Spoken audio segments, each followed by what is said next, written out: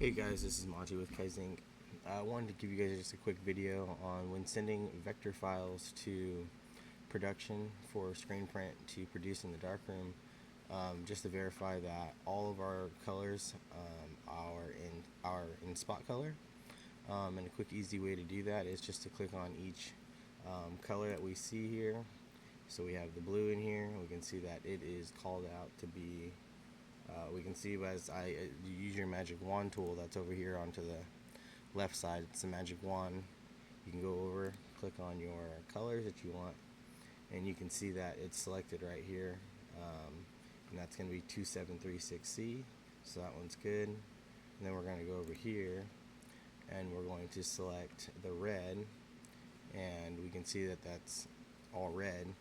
And if you're not sure if it's actually collecting all the red because the stroke outline of the selection is red, you can actually just change that color to yellow to make sure that everything that was red changes, and then change it right back to red since it's still selected.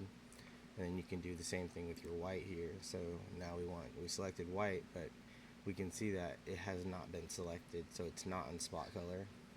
So we're going to want to change that to spot color white, and to make sure that even though we can't see that, to make sure we can see it, we can change that now to pink just to see if everything got selected.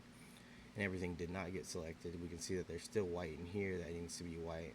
So we're going to go ahead and select that. We're going to change it to the pink as well. Now we can change everything that's pink to white, spot color white. Same thing with our black. We're going to click on our black. Let's make sure that everything was selected. And it looks like it was, so we're going to change that to our PMS black.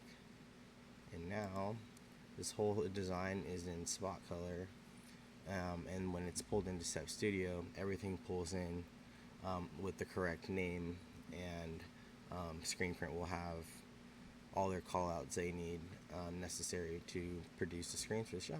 Thanks for watching.